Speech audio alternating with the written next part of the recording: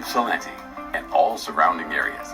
It's time for the John E. Lawrence Summer Jazz Concert Series beginning July 1st through September 2nd. It's free, it's all summer, and it's all of the best jazz performances on one stage featuring Jeff Lorber Fusion. Join WJZD Radio at the John E. Lawrence Summer Jazz Concert Series every Friday beginning July 1st through September 2nd. On July 1st, it's the hot, smooth jazz sounds of Randy Scott.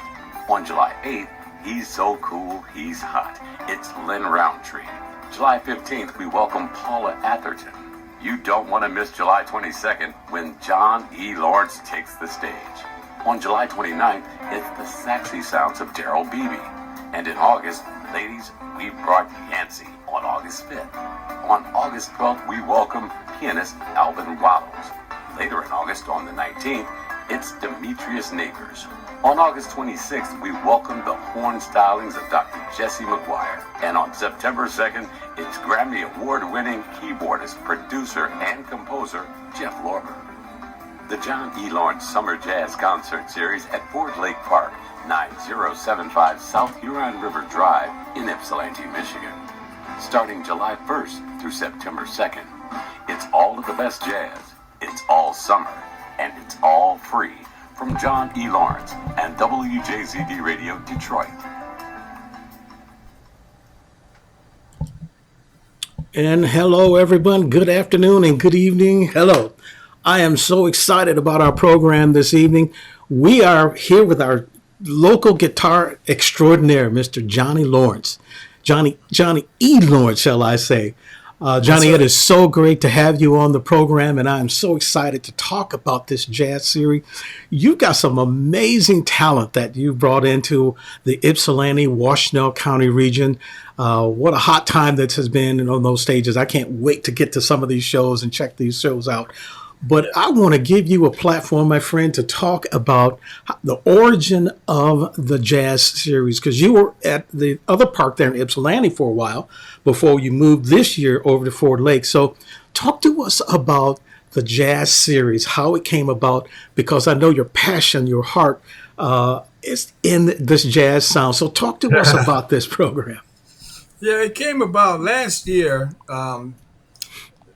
They had just lifted the restrictions, the COVID restrictions. So after being locked up, or not locked up, shut down, shut in for a year and a half, I said, you know what would be cool? It would be cool if we could do, started out as a one-day concert. It was going to be me, I was going to call it my give back to the community concert. And so I was talking to the mayor of Ypsilanti, and I asked her, would that be okay to do? And she said she'll look into it. And then I said, well, while you're looking into it, maybe we can do a summer-long jazz series every Friday through the whole summer. And she said, well, let's run it by city council and see what they say. It took them about... it took them to the next meeting, city council meeting, to make a decision. And I know I wanted it to start July, the first Friday in July last year. And so they ended up meeting probably about 3 weeks prior to that.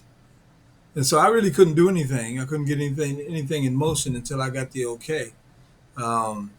And so I got the okay to do the jazz series about 3 weeks in advance. And I booked the entire jazz series in one afternoon. I knew I had to act fast, you know. Yeah, that's really amazing. You could get that many acts in. Yep, I booked them in one afternoon. And it was easy because none of them had any gigs on their books, on their calendar because of COVID. Oh, yeah. And some of them, they said this would be their first time. They had new product out, but this will be their first time performing it, getting a chance to perform it in front of a live audience. You know, Randy Scott said that. Yeah. And so anyway, make a long story short, I called my team together, and we figured out what we needed to do to make it happen. I found a stage. Well, let me back up. Originally, it was going to be called the Frog Island Jazz Series Yep. because it was going to be held at Frog Island Frog Park Island. in Yeah. Depot Town. The reason why I wanted to hold it there is because that has a built-in slab, concrete slab that we could use as a stage, and and so all I have to do is bring in a sound company and bring the artists in, and I had allowed allotted $30,000 to do everything. They were going to cover the sound, that was going to cover the artists, and and uh, and so we put the word out that we were looking for sponsors and vendors. You know, we were going to get money any way we could. Mm-hmm. And a week before the show was supposed to start, actually the week of the show, that Monday, um, the rains came, and it rained so hard to where Frog Island, the stage was covered with water. The whole stage was I remember. covered, and the field that where everybody was going to be sitting was a lake, literally a lake. Ducks were swimming by, and uh, I said, "Oh no, man!" And to my knowledge, that place had never flooded to that extent in my Yeah. lifetime. Yeah. And so I said, "Okay, um, now what do we do?" And so I got on the phone and I started asking around different places where I could host my concert series. I thought about Washington Community College. I taught there for 36 years. I Yeah. said, Washington will have my back. I know I can go there. We'll do it there. And I called them and they said, yeah, we'd like to help you out. And I was all excited. And then uh, a day, maybe 2 days later, I get a call saying we can't do it. I said, what? Now, now what are we gonna do? Not You know, again. I was counting on that. You know, Yeah. that's where I grew up. You know, and that's where I Yeah. made my Yeah. living. So I got on the phone and found out that Riverside Park was available. And one thing that I found out is when I moved to Riverside Park, it was a much nicer venue. Mm-hmm. It had the river, rolling river running down the side. It had the greenery, the trees, and it just was a more inviting, kind of environment. And so we moved over there, and it was the best thing we could have done. And but the problem was it didn't have a stage, and I didn't want to do it under the On the pavilion plant. because Yeah. I got a bigger vision in mind. My goal was to try to bring the same quality of sound, stage, and entertainment that you see at the Detroit Jazz Yes. Festival. Yes. Bring it right here into my hometown of Ypsilanti.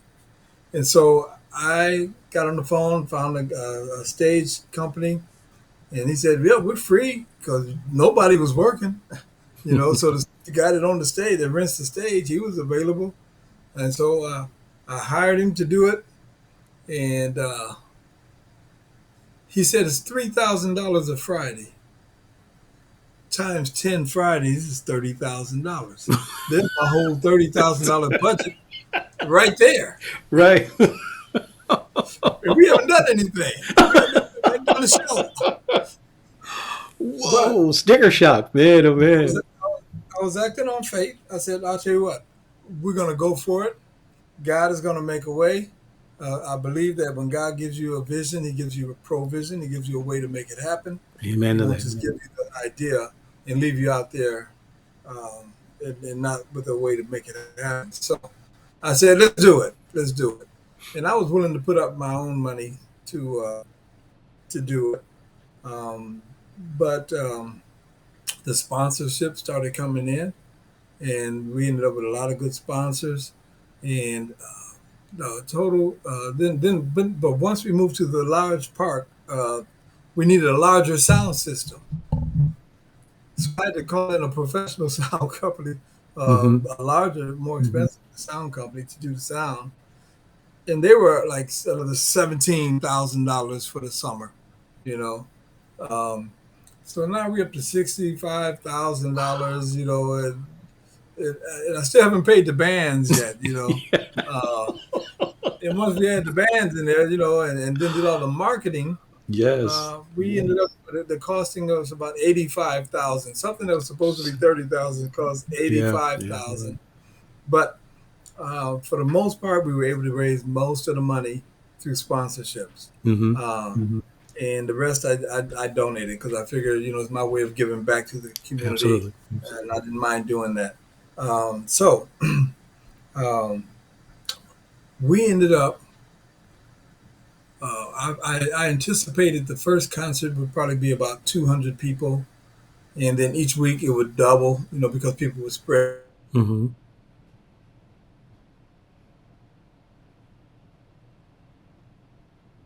the season. The first one, we ended up with 800 people. 800. Wow. 800 people came the first day. The second week, it doubled to 1,600 people because those people went and told their friends and Mm-hmm. family about how cool this is. The next week, that doubled, and Yeah. then about halfway through, we had four. No, we had more like 5 to 6,000 people coming down there every Friday, and and then on the last Friday, Randy Scott closed it out on Labor Day weekend, and um, I think the combination of the fact that it was the last one, it was the Labor Day weekend, Mm-hmm. plus Randy Scott was a huge artist. He's had Yes. Big name. yeah, his, three number one hits on smooth jazz Billboard charts. So he brought in. So we had about 10,000 people the last night. Wow. Yeah. Yeah, and so. Um, Originally, I was planning on doing it again. I announced that night when Randy finished his last note, "Hey guys, we're going to do it again next year." I Mm-hmm. already reserved the dates, and everything is going to be on again next year. Everybody cheered. Everybody was happy. And then uh, after that, um, um, I when this year came around, or when it started getting closer to the time for planning, but I figured I'd start planning in July and January. Last time I had 3 weeks to do it, and it was easy to book because all I had to do was call my friends. Everybody that was on stage was my friends, so I Yeah. just called, looked through my phone book and called my friends, asked them what they performed, and so that worked out fine. But this year, I said, just think if I can do that in 3 weeks, what do you think I can do in 4 months? Mm-hmm. So.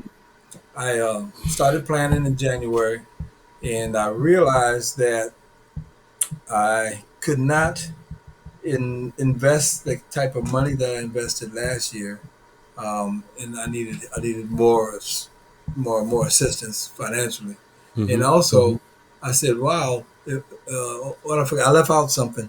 Last year, as soon as Randy finished his last note on stage, before he could leave the stage, I said, "Randy, I want to open up next year with your band next year," and so put me down for July 1st, and he put me down, and I figure we would start high, start where we left off because people remember him from the previous year, Mm-hmm. start there, and then raise the bar higher, you Sure. know, and so that would be my challenge. My goal was to outdo myself this year Mm-hmm. as far as the talent and.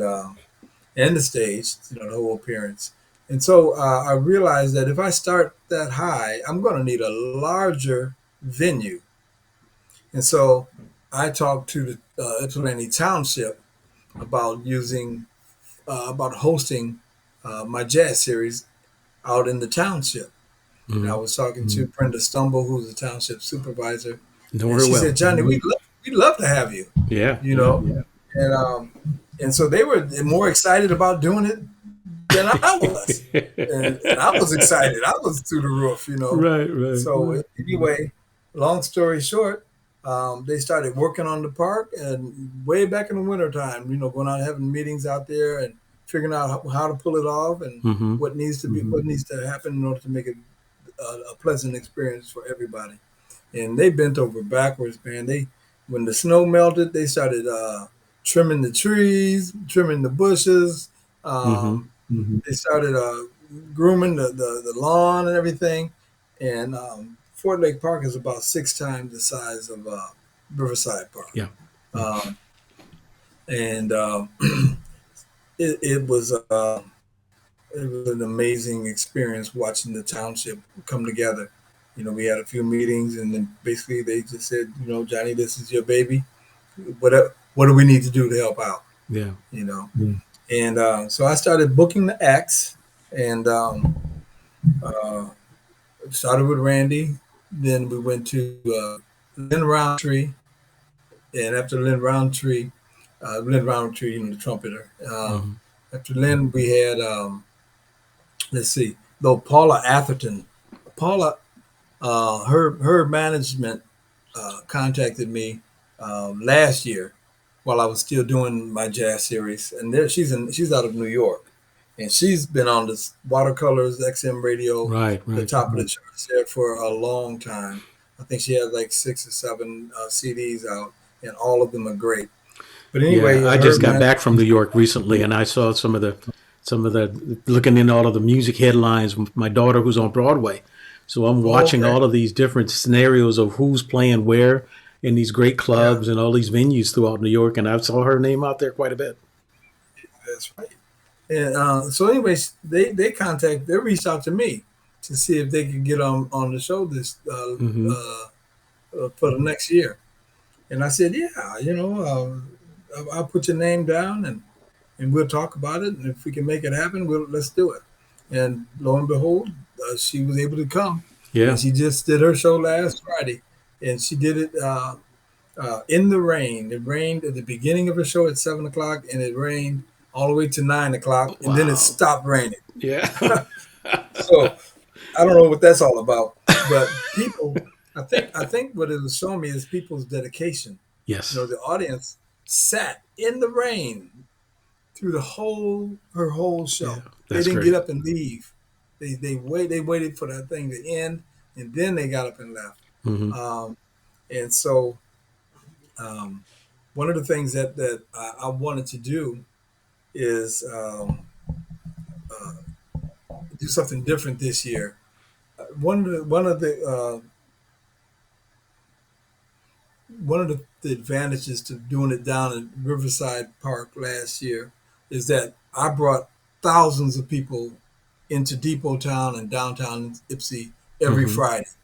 Over the whole course of the summer, we had over about 50,000 people that Yeah. passed through, and so they really liked that foot traffic that I brought. Absolutely. It's an Did this economic on boost for downtown. Yeah. And so when I moved out to the township, a lot of the people were sad because they're not going to get that same foot traffic. But Hmm. I decided, I thought about it. I said, well, what if I brought that foot traffic back after the show and do an afterglow every Friday at Hmm. a different restaurant or a different establishment downtown Ypsilanti and Depot Town every Friday. So they still get the foot traffic because really the Yeah. foot Yeah. That's traffic neat. yeah, it happens after the show. Yeah. People Yeah. want to go out and eat. And so I ran it by the DDA, Downtown Development Association. They like the idea. And and so we've been doing that every week. We announce it. Uh, and and I wanted to make sure that we promote it right along with every show. So Gotcha. people say, okay, this is where the show is. This is where the afterglow is. And Hmm. all of the artists were really gracious, and all of them said, yes, we do that. You know, And there's a and then there's a possibility that some of the locations may change, if I'm not mistaken, right? right, that's Yeah. right. Yeah, so go to our website, which is John E. Lawrence Jazz. That's JohnELawrence Jazz Yeah. JAZZ.com, and and to stay up on the latest updates. Yeah. And people thought, well, it rained on the first 3 Fridays of July this year, and people thought we were canceling, but Hmm. we didn't cancel because number one, it takes a good 4 to 5 hours to set up the stage and the Yes. and the sound, and Yeah. uh, and you can't tear it down in the rain anyway. You got to wait for the rain to stop before you can Right. tear it back down. So we didn't want to cancel. It didn't make sense to cancel.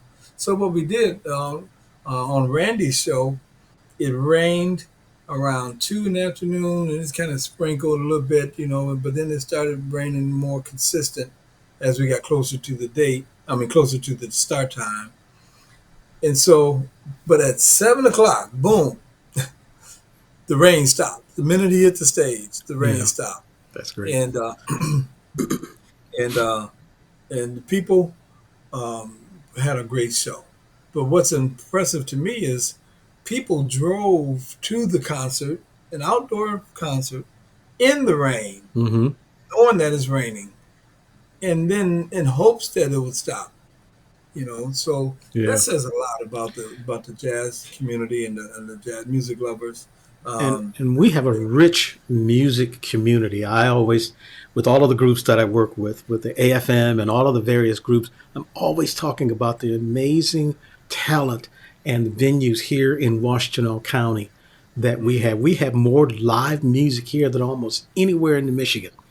And that's that is right. something that's just not promoted. And this is the thing that I'm really working on with the show is to reach out to the artists, reach out to the organizers, to give a platform so that we can share who's playing and where things are. And that's from gospel, from theater, all of the various things that people can come to see live entertainment.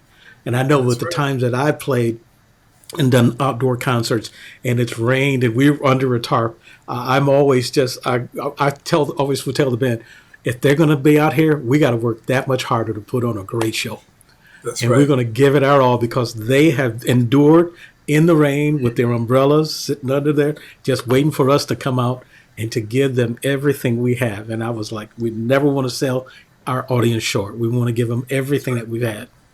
I have much respect for my audience, Yeah, and the rain it just made me have even more respect for yeah. the audience. And then when Lynn Roundtree came, it started raining around 2 in the afternoon, and it was pouring down. I Yeah. mean, and it poured down consistent, like it wasn't going to stop. You get those rains that just rain and that all day, and then all through the night. Yeah. I thought it was going to be one of those, but and where the audience was sitting, it was puddles, big, you know, Yeah. puddles of water. And I said, "Oh no!" And but about an hour before showtime, the rain stopped and the Hmm. water subsided, and and people came, and we had a great show. You That's know, excellent. and then but then Paula, I told you about that. Hers Hmm. was really unusual because it was clear all day. Everybody's forecast kept saying it's going to be so nice and sunny. Well, I Right. said, okay, finally getting it. And then Yeah. all of a sudden the clouds rolled in and showtime rain. Yeah. And Yeah. it This has rained been for, quite an interesting rainy season that we've had once again. It yeah. seems like the rain comes on special event nights. Yeah, And that's I know right. I've hosted a lot of events and I'm always watching the weather pattern. And it's like, okay, I'm not going to cancel this event. We want to plow through here. And literally, very similar to like what happened here. You get closer to the start time and the rain stops. And it's like, Right. thank God the skies have opened up. Let's move forward. Let's make this Let's happen. move forward. And Johnny, this week, let's do this too because we have had mhm, a great musical relationship for many years, and one of the things that for me has always been so important is to never forget the foundation of what, particularly when I moved into the area in the early '80s. mhm, I had left a show band, came back, got involved with in finishing education at the college, and then working at a children's hospital and still doing music. And I moved from the nightclubs to gospel with my brothers. And one of the first shows that we did was at the art fair when they used to have all the open stages. We had the brothers that's three, right. my twin brother, my brother Hurley, who used to be here at Eastern Michigan, playing with a band called Solid Force way back in the day. And John And Ford. so, do you remember that? John Ford and all of the fellows from that era. It's funny. I But talked they, to John Ford today on the phone. yeah, is that right? John's quite the bass player, man. Always has been. Love him dearly. So all of those times that we were able to come back and then still do those things. But for us, our connection, my first interaction and connection with you was with our great friend, the late Dr. Morris Lawrence. That's And right. Big Morris. he was Yep. such a gentle giant and such an amazing person that we were able to do so much here in the community. And for me, Here's a couple of other pictures. Once you got to know Doc, and you could never say no to it. You No, could never no. say no to it. You had to come. Yeah. Yeah. So on the left here, and to your right, there's a picture where I sung the national anthem at the Big Ten Wrestling Championships Mm, with him at University of Michigan. And then mm, on the right side, you are actually on the float with us at the Ypsilanti Heritage Parade, and yeah. he talked me into singing. I had 100 feet of cord, and I was singing. Mm, I think it was "Oh When the Saints Go Marching In." yeah. I think that's what we did that day. I had the top. I think I sweat 10 pounds of water weight off that day. That's cool. Yeah, I remember that day. We had a lot of fun on that one. But Johnny, this is something that with Dr. Lord, talk to us because you worked with him, your foundation, the things that were so important with all of the things that you were able to accomplish and work your way up the ranks through Washington Community College after we lost him. Talk to us about But that experience. there's some things, there's some people that come into your life that change the whole trajectory of where your life was headed. And I've got three people, four actually, that came into my life and changed everything. Um, and one was Dr. Morris Lawrence. He Uh, I got up there. Some friends of mine were taking his class. They took his classes, and they said, "Johnny, you have to meet this guy named Dr. Morris Lawrence. This guy is amazing." And I went up there. I brought my guitar with me, and I'm also a visual artist. You can see behind me Mm-hmm. some of my artwork, Yeah, I know your artwork's amazing. and so I asked. He asked me to play for him, and I played for him, and I thought I was good. Cocky young cat thinking he got it going on. Moore said, "That's pretty good. That's pretty good."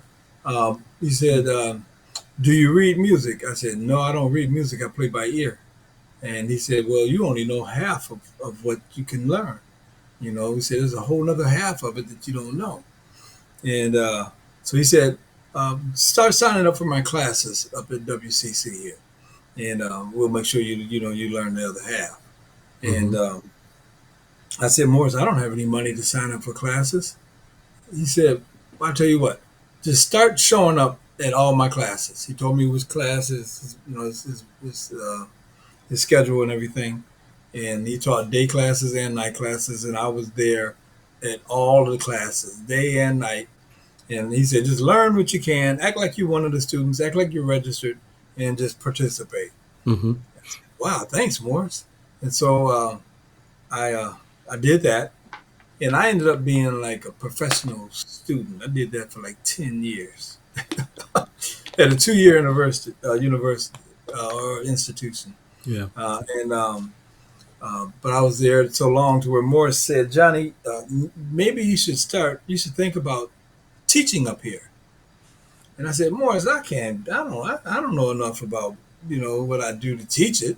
Mm-hmm. He said, well, I think you do. I think you're ready. And I said, "Morris, I'm not a teacher." He said, "You know what? I've been watching you with the other students, and you are a natural teacher. You have Mm-hmm. patience. You explain things well." And he said, "I think you ought to give it a try." So I gave it a try.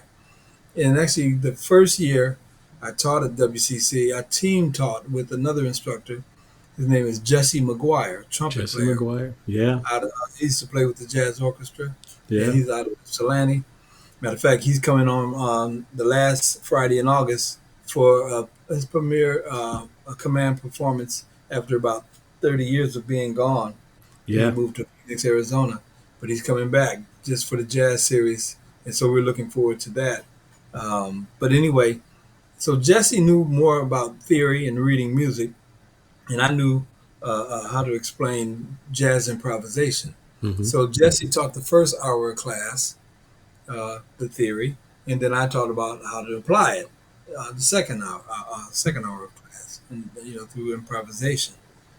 And Morris said, "Now sit back in the back of the room when Jesse's teaching and take notes and learn everything that he's saying and everything he's doing.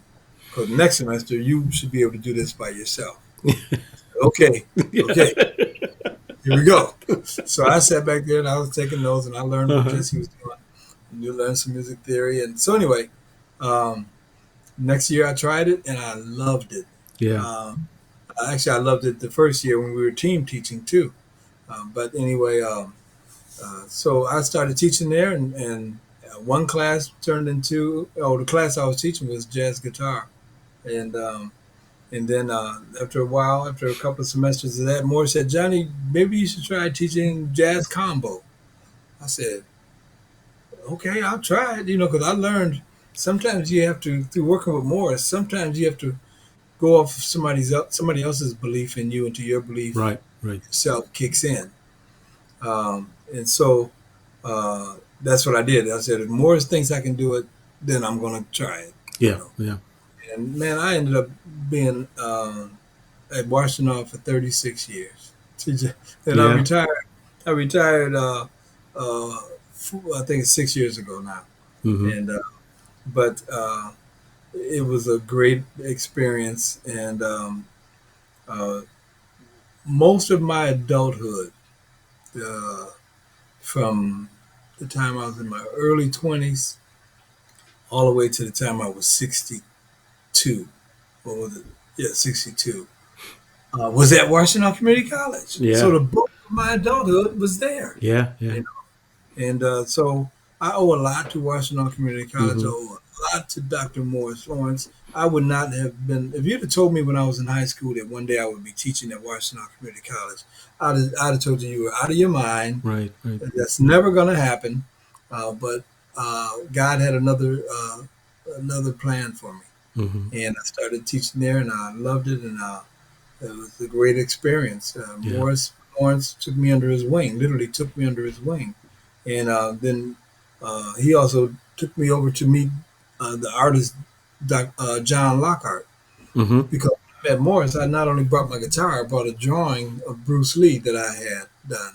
And I showed him my drawing. He said, "Man, you got two talents." So he said, "That doesn't happen every day. So I'm going to take you over Yeah. and let you meet John Lockhart." I Right. showed Right. my drawing to John. And again, John is a master painter, Yes. muralist, Yes.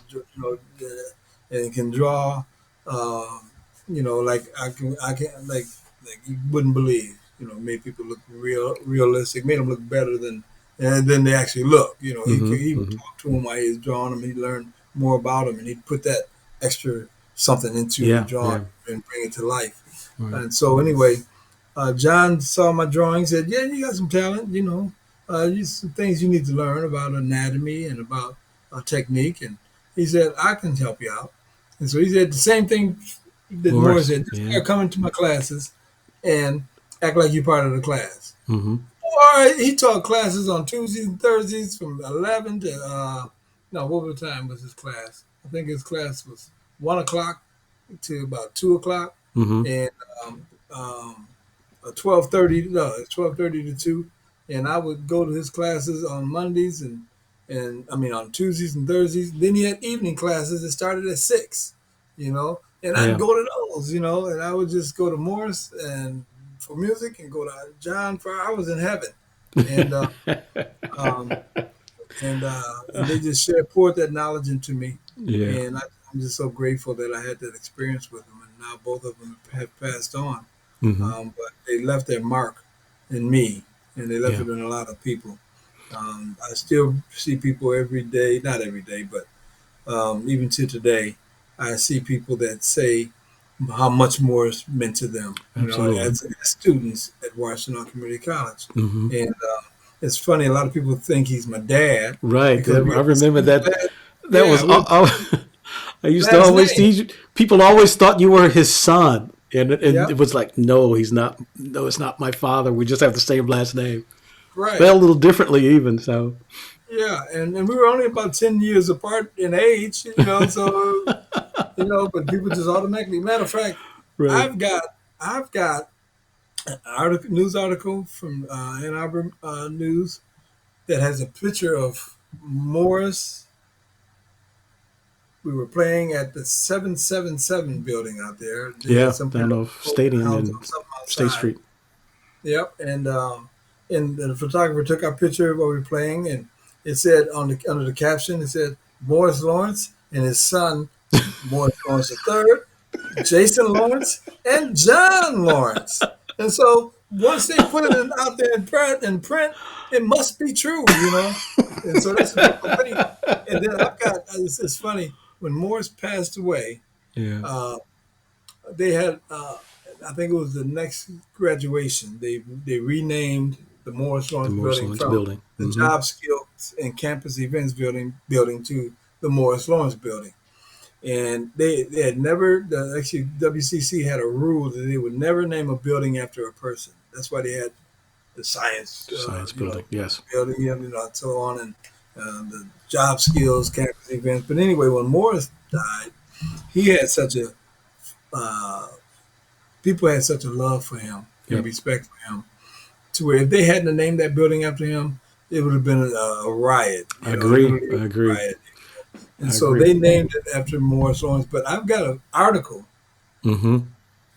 with a photograph of them at a graduation in the Morris Lawrence building. Right. The president of the college is holding up. John Lockhart drew a portrait of Morris Lawrence. Yeah. John is on stage with his cap and gown. They invited one of Morris's sons Hmm. for the dedication of the building. His name is Jared Lawrence. Jarrett. He's Yeah. Morris's baby boy, the youngest one. Hmm. And he's up there on the stage, and the president, Gunder Myron at the time, was presenting that and making this speech about how they're going to rename the building. And in the caption it says, John Lockhart, I think it was one of the dean, no, one of the board of trustees. John Lockhart presents a drawing to WCC of Morris Lawrence in honor of them dedicating the building, renaming the building the Morris Lawrence Building, and they had Morris's son there, Jared. And under the picture, the caption says, John Lockhart, John Lawrence, and President Gunder Myron. You know what I mean? And I think board of trustees, one of the board of trustees. Right. Right. Now the guy is standing up there, and they still named him John Lawrence. Called him He doesn't John. look anything like me. He's taller, Unbelievable. light-skinned, heavy set, and they still called him John Lawrence in that Yeah. article. I got it hanging on my wall right now. That's But anyway, amazing. so it's no wonder why people think that Morris was my dad, because they printed it a lot in the press.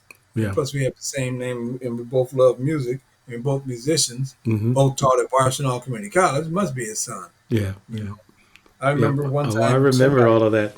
Because Yeah. my relationship with Morris was quite amazing. And after I met him, he had heard about my music and what I was doing with what I called a prevention entertainment. And after talking with him and then sharing with him my music background by growing up in the church and being in the middle of 10 children.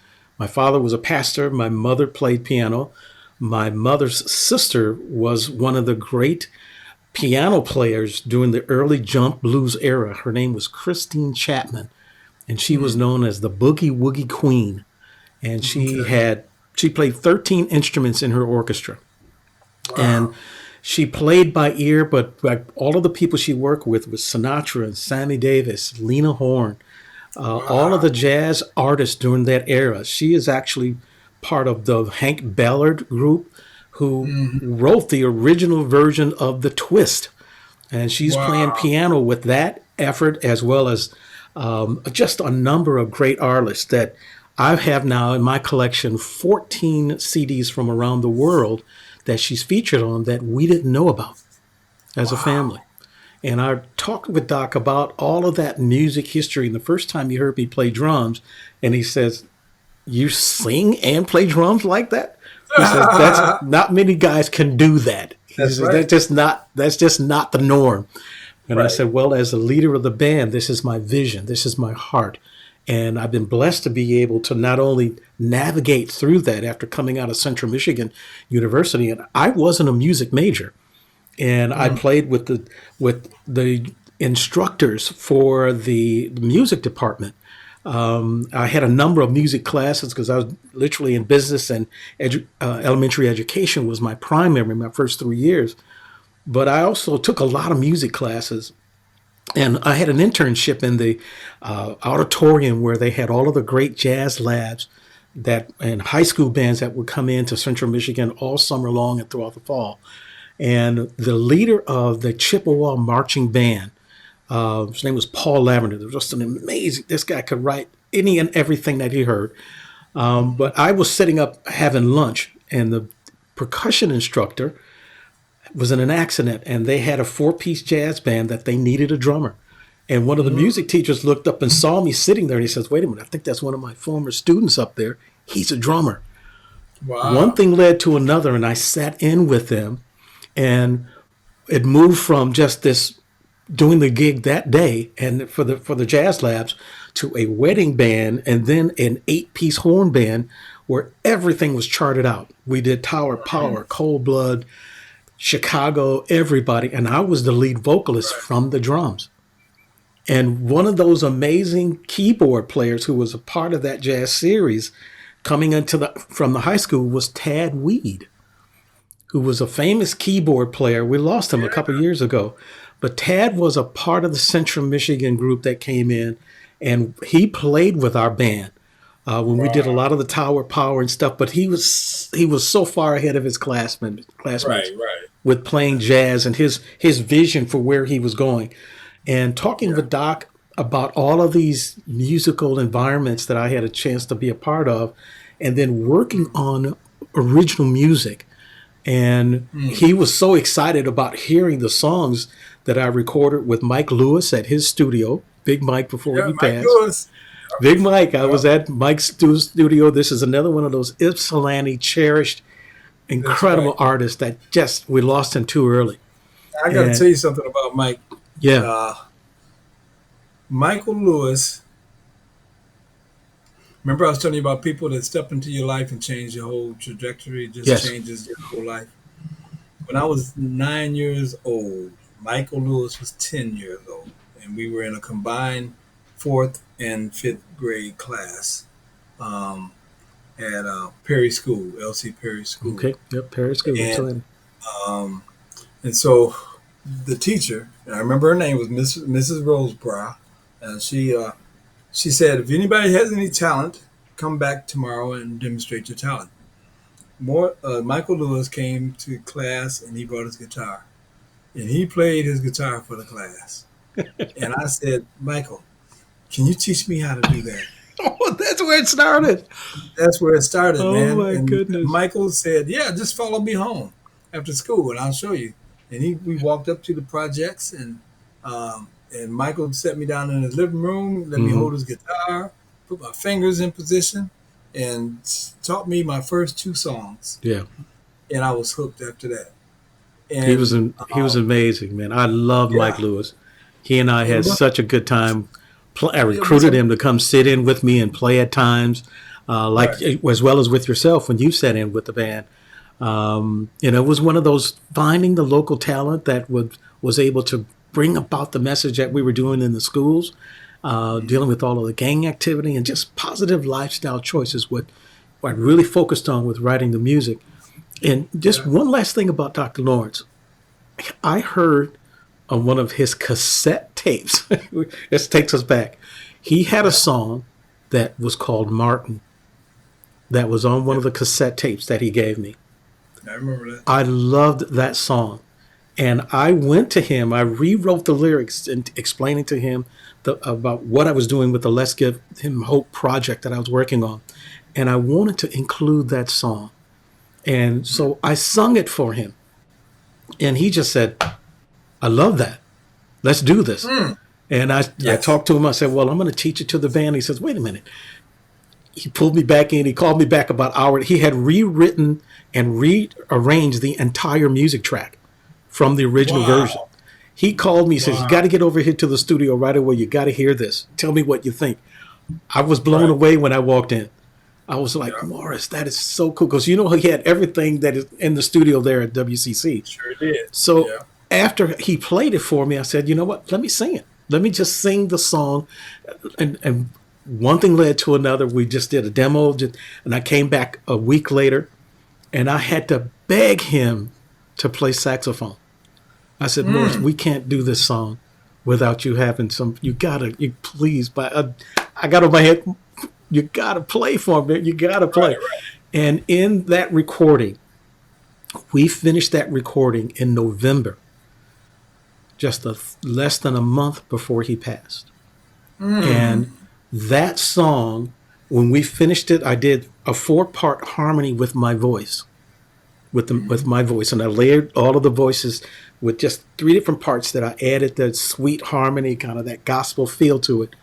And after we finished, he just loved the track, and I was so excited to include that in the project.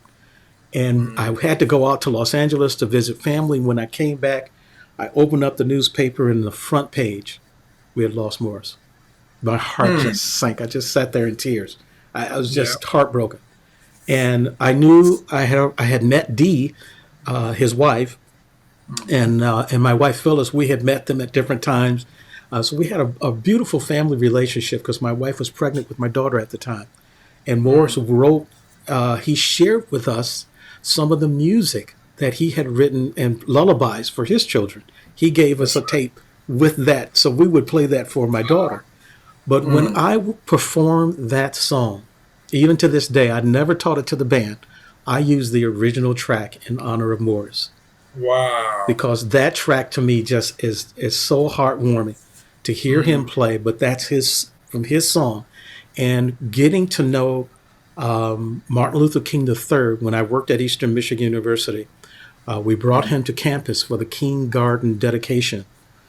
Just as the gardens were being built and all of the drawings, we shared all of that with him. So after we finished the project, I sent a copy of the CD with that song to the Martin Luther King Foundation and to him there in Los Angeles. And I remember hearing from him that Coretta had heard it as well. They all loved the song. And I said, this is Dr. Morris Lawrence. It's his song, his music. I just had the opportunity to sing and interpret something that this great artist had rendered and put out there for us. So that's right. My heartfelt love for Dr. Lawrence to this day is so real. It's something that's so important, and I'll never, ever forget having an opportunity to be on stage with him, just to have that time with him, not the extended time like you did, but I had just a little bit of time with him, and it was just, I treasured every moment. And so that was something that was so important for me, as well as my music career, with all of the things that we've been able to accomplish and been blessed to be a part of. Dr. Lawrence is a big part of that, and I will cherish those times forever. That's right. But Johnny, let's do this. Let's talk about one more project that you did with me. This song I wrote called "We Are Community." 81 voices we brought into the studio over a 3-night period, and I am so excited that you were part of this. The first 2 nights after we laid the music tracks down, there's the engineers, the personnel there at the studio said, after talking with them, I said, let's just invite the musicians. I mean, we've got community that's come in. And so she reached out to all the musicians that did recording there, as well as pressing CDs and cassettes at the time. And this was the culmination of 81 voices singing that song. And I did 2 versions of this song when we had the unfortunate Ku Klux Klan that came to our community. This was in direct response to what we are and the things that we were working on here in Washtenaw County. But I also rewrote the lyrics to adapt it to September 11th and a tribute to the police and fire and those individuals who worked so hard on September 11th and lost lives. That song, we toured with the 9/11 quilt and had a chance to really share that information as well as the song, and a spoken portion to dedicate it to those individuals who risked and gave their lives on that day. So thank you so much, Johnny, for not only being a part of that recording session and being a part of that, but also you are on stage with me a couple different times, and I appreciate that. And as I said to you, we were setting this up, I owe you one. If you need a percussionist, you need a drummer, hit me up sometime, let me know, because I've got a full plethora of percussion that I've done with a number of concerts recently. All So right. we can do Sounds good. some things that will have a lot of fun to Yeah. complement the sound. That's right. So let's So do anyway, this. Let's let, talk about the mhm. sponsorship and Yeah. the efforts that are underway with the sponsors. Talk about your sponsors here for the Summer Jazz Festival as we get ready to wrap up. All right. Yeah, we have a lot of great sponsors, and they really stepped up to the plate this time. We have the township, the Flanny Township, first of all, and I want to always acknowledge them because they did a lot of work behind the scene. They helped Hmm. the scenes. They also helped raise money for each for the to get sponsors. They help us find sponsors. You know, like the uh, let me see, who did they found? They found OHM. They found DTE. They found Precision Logistics. They found the I can't even see that, but the air. What does that one say? The air. Uh, Let's see. red. We got Yeah, Rockstar. We got Golden Limousine. We got the Marriott. but right next Uh, to the golden limousine, there's something in red. I Marriott. can't see. That's the Nope. Marriott. Other side. Other side. Other side. Oh, we got down below. We got Comcast. We got Puffer Reds. We Yeah, got but you still Washington. We skip got right Dipsy next to the Real. golden limousine. Golden limousine has something on the left side that you can't that I can't make out. But anyway, Looks like Kate like Air. yeah, Kalita Air. yeah, and then we also have we also have Washington County. Mm-hmm. They came through, helped out a lot with a sponsor, the Sidetrack Restaurant, Bank of Ann Arbor, the let me see. We also have WJZD radio station, Ipsy Real, which is also Destination Ann Arbor, the Turner Senior Wellness Program, Boneheads Barbecue, um, then Marshall County Mental Health. They helped out a lot. We have Gene Butman Ford. We have Joe. We have Ceci Lincoln. Uh, Ceci Lincoln. I don't see their logo on this one, but they stepped up to the plate last year, and Mm-hmm. they stepped up to the plate again this year. Gene Butman did the same thing for us last year, and he's also they're also on board this year.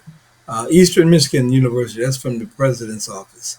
Excellent. They stepped up last year, and again, when I approached them this year, there's no problem. Um, and let me see. Oh, Hinton Real Estate Group. Um, they really uh, surprised me last year. We were doing a performance, and during intermission, uh, um, my right hand man, Keith Jackson, came to me and said, "Johnny, there's somebody here who wants to speak to you." And it was the owner of Hinton Real Estate Group, Candy Hinton, and she said, "I'd like to become a sponsor." And she said, she could give me $2,500 right there on the spot. You know, she said just come by her office the next day and the next following work day, and she'll have a check ready. And I came in, and sure enough, she had it right there, ready Very to go. nice. But she's heard the music, she believed in what we're doing, and also there's a person by the name of Granville Lee who used to be a dean at WCC. This guy walked up to me last year and said, Johnny, do you have a pen? I said, no, I don't have a pen. He said, well, don't worry about it. I'll find one. And he walked away and he came back, and a few minutes later, he put a check in my hand for $2,500. I said, wow, this is amazing. You know, people That's just great. support this.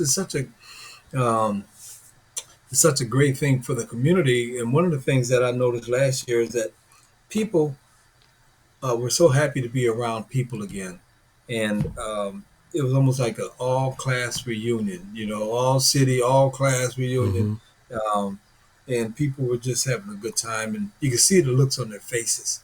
You know, when they would exit the park, they'd come up to me and say, "Johnny, thank you for doing this," and you could hear the sincerity in their voice. and I knew this was something that was bigger than me. It was something that I had to keep doing, and my goal is to keep doing this, make sure this keeps going until I'm too old to do it any longer, and then meantime, I'll train somebody else how to carry Yeah. on what I started, so we can Right. keep this Right. going. This is something that's putting Michigan on the map. We did the Under the Radar show, and they travel all around Michigan looking for cool people and cool Hmm. places to visit. And they said we want to do a segment on your jazz series, and the Johnny Lawrence Summer Jazz series, and they asked me would it be possible to get Jeff Lorber to join in through a Zoom meeting, a Zoom interview, just like what we're doing. And Jeff said, "Yeah, I'd be glad to." So Jeff was Wow. at a gig out of town in Seattle, Washington. He's from Hmm. California, but he had a last minute call to go do a gig, and so he did it from his hotel room, and I did it from my office here, and it was a great experience doing that interview. So we're getting a lot of, and this year we're getting TV coverage. Channel Two did a great interview with me. They just took their time Hmm. and I was and showed footage of me performing from last year, Yeah. Yeah. and shout out to them, Fox Two, and Channel Four has been doing some nice things. Talked about all the different music that's happening around this summer. And the Yeah. Yeah. first on top of their list was the Johnny Lawrence uh, Summer Jazz Series, and they showed our poster. Hmm. And speaking of that, I got a new song written with Jeff Lorber. Oh, is Uh, that right? yeah, what happened is Jeff Lorber, I had this idea. How much time do we have? Are we running out of We're time? Or are getting we okay? close. We're getting close. Okay, I'm gonna make this quick. I had an idea. I said if I wrote this song that sounded like it was something that Jeff Lorber Fusion might have recorded back in the day, and I said if I can get this to Jeff Lorber, he might like it enough to produce it on me, and if I can get his name on one of my records, one of my songs as a producer of a song, that's gonna, you know, Oh yeah. give me Oh yeah. clout, and people will open doors for me. To open doors Right. for me, Right. and Right. and so I said, let me send it to him. And so I contacted his manager, and he passed the email on to Jeff. And Jeff said, yeah, go ahead, Johnny, send me the song. I'll check it out.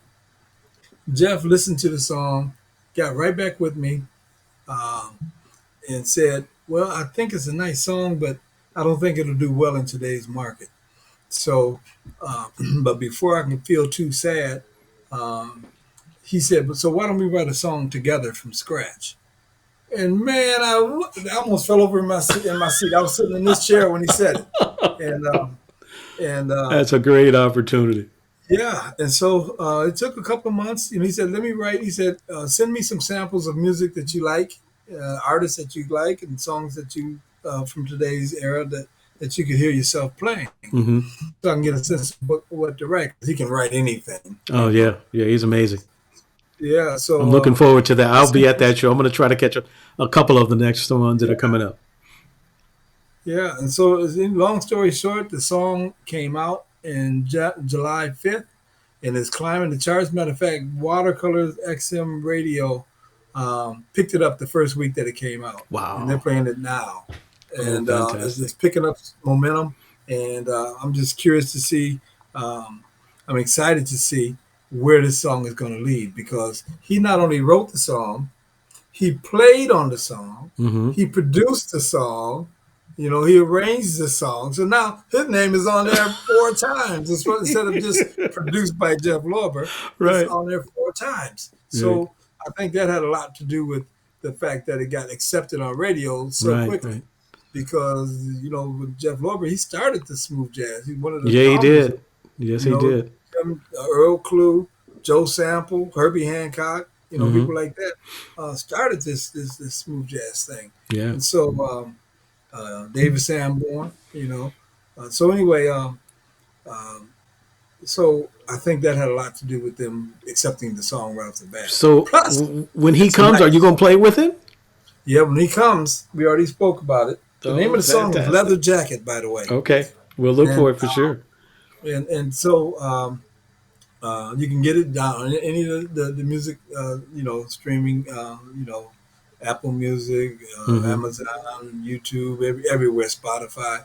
But Jeff um, is going to invite me up when he comes to play on September 2nd. September 2nd. And we're going to, and I'm purposely not playing that song this weekend with my band because I wanted the world premiere, the first time that song is ever being played anywhere in the world, to be at my jazz series with Jeff Lorber, the guy who made it all Oh my happen. God. And we're That's going to asking be everybody in exciting. the That's audience so exciting. we're asking everybody in the audience in attendance to wear their leather jacket. Doesn't matter what color it is. In honor of the world premiere of that song being played live anywhere. Think about this now. Okay. You can sit back. Let's say the song becomes a huge hit. You can sit back and say, everybody in attendance can say, I was at that concert the very first time they played that song anywhere in Right. the world. I was there. You know what I mean? And to put that in perspective, think about your favorite artist. Absolutely. And think about if you could say I was at the first time Tower of Power ever played What Is Hip Hmm. live. I was Yeah. there in the audience. Yeah. First time Earth, Wind, and Fire sung That's the Way of the World. I was there live. You know what I mean? Yeah. Oh, yeah. That's where I'm You know, looking and I at. know what that's like because, when you speak of Tower of Power, and when I didn't know that when I heard one of the live versions that Yep. McGuire is playing on, Jesse Jesse played McGuire is on that playing live on, and I version. was like, that name sounds so familiar. And then when Yep. I was reading the bio, I said, oh my God, he's local. I That's didn't Jesse. realize that was him. He But played with us. when I heard Tower of Power, matter of fact, my brother Hurley, I was in high school at the time, and I came to Ipsy. We went down to Detroit. Tower of Power was opening for Earth, Wind, and Fire, Yeah. Yeah. and I had a chance to hear David Garibaldi. Yep. My drumming mindset changed forever. Right. Right. Changed forever. Yeah. And when I got to meet him, not only talking with him about the structure, because I also read drum music and I like to score out, particularly playing contemporary gospel, I would score out the drum charts so I knew changes and kicks and where the music was going. But his Right. mindset, how he would play with those horns, Mm-hmm. that was so unique. And then Yes. playing in college with a band and the music instructor for the marching band, when he wrote out the charts, I was in seventh heaven because I got a chance to play Tower Power with a 8-piece horn band, and we could Wow. match it teeth for teeth, teeth for Right. teeth. We could lock it and bring it in. And when I talked to David Garibaldi and told him that I was also doing lead vocals, he just looked at me and says, "Really? I can't sing. I can't sing and play." I said, Right. I'm a singing drummer, and I just happened to just find the pocket that you created for us. And I knew That's where right. the spaces and holes were, and I knew where the changes were. So for me, it was like a godsend to be able to not only meet him, but understand the dynamics of what that particular band did for the Right. whole music R&B sound. Just incredible. Oh man. Yeah. Absolutely incredible. So I'm looking Yeah. forward to seeing Jesse McGuire. Yeah. Uh, Jesse's gonna come, and Jesse's is also playing on my Masterpiece Volume One CD, and there's a okay. song that's a Okay. single that's out now called "Moving Up to the Top." Hmm. And Jesse stole the show on my own album, on my own song. Jesse stole the song, stole the show. And it reminds me of when we used to be in the jazz WCC Jazz Orchestra together. Yeah. We would have little friendly competitions to see who could excite the audience the Right, most. right, right. And I like to say that I beat Jesse every time, but I'll be lying. Jesse would beat me every doggone time. And he would just be so he'd be soloing with one horn, then all of a sudden he'd pick up another one, and Yeah, now he's soloing with two horns in harmony with each other. that's And incredible. and then he would do something that nobody could touch, and that is Morris would stop the whole band, and Jesse would just start playing all by himself. He had that power. They Hmm. call him the power trumpet, and uh, and then he'd slow down. Then he started hitting these high notes, and then he'd go higher and higher until finally he'd hit it, and it sounded like a whistle. Yeah. He was that high, Wow. and it was loud. It wasn't like a little whisper thing. It Yeah, was yeah. really loud, and um, and that would wow the audience, and he'd win every doggone time. I Oh, couldn't I touch it. believe it. I Yeah, believe it. Well, Johnny, it has been, and I'm telling you, I have looked forward to this conversation for a year or so, because we talked the last time when I first came across.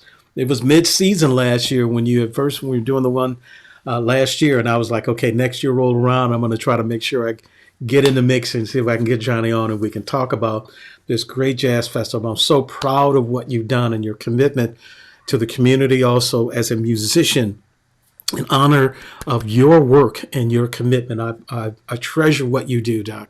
And I mean that from the bottom of my heart, knowing that we've had a chance to lock in together on stage together, and to be able to do community outreach and the things that we've done in our past that have crossed. You have been a blessing to Washtenaw County and beyond. And I'm just so excited that I had just a little bit of time to do some things with you and on stage, but also just revel in what you have done with this jazz series, as well as the footprint that you leave everywhere you go with the love and the joy of jazz music and your playing style. So I really appreciate it. I applaud your efforts, and I'm so looking forward to catching some of the remaining shows coming up in the 22 Jazz Festival.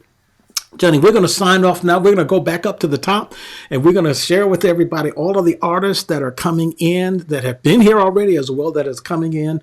The community is invited, as they're at the Ford. Tell me again what at the Ford Park. There in Ypsilanti Township. And you will see all of the information that will be coming up on the upcoming screens, as well as the afterglows. Please check the website for those events afterwards, subject to change based on location. So information will be updated on the website, and as well as all of the things that's going on. There will be no rain dates from what I'm hearing. Rain or shine. Right. Let's do it. Rain or shine. We're going to do some music. Johnny, it has been absolutely a treasure and my honor to be able to have this conversation with you and share with our community the importance of just great jazz music and appreciation for the artists coming in and sharing their crafts and sharing their vision through music and entertainment. Thank you again so much, Johnny, and I'm looking forward to coming out and seeing Jeff Lorber, particularly on that special night. I can't wait to see wear you. Wear the leather jacket. Wear the leather I'm going to pull out the leather for sure. Well, Johnny, thank you so much. We're going to go back up to the top, and we're going to hear and see all of these musicians and all of the artists that are coming in that have been here. And we're going to share with everybody once again the 22 Jazz Festival here in Ypsilanti Township. Thank you so much, Johnny. We'll see you, my friend. Take care.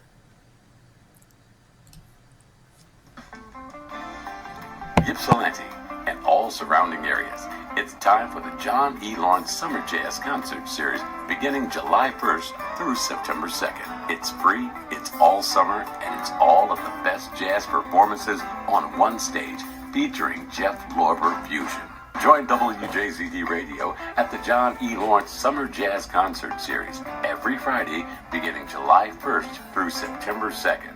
On July 1st, it's the hot, smooth jazz sounds of Randy Scott. On July 8th, he's so cool, he's hot. It's Lynn Roundtree. July 15th, we welcome Paula Atherton. You don't want to miss July 22nd when John E. Lawrence takes the stage. On July 29th, it's the sexy sounds of Daryl Beebe. And in August, ladies, we brought Yancy on August 5th. On August 12th, we welcome pianist Alvin Waddles. Later in August, on the 19th, it's Demetrius Neighbors. On August 26th, we welcome the horn stylings of Dr. Jesse McGuire. And on September 2nd, it's Grammy Award-winning keyboardist, producer, and composer Jeff Lorber. The John E. Lawrence Summer Jazz Concert Series at Ford Lake Park, 9075 South Huron River Drive in Ypsilanti, Michigan. Starting July 1st through September 2nd. It's all of the best jazz. It's all summer, and it's all free from John E. Lawrence and WJZD Radio Detroit.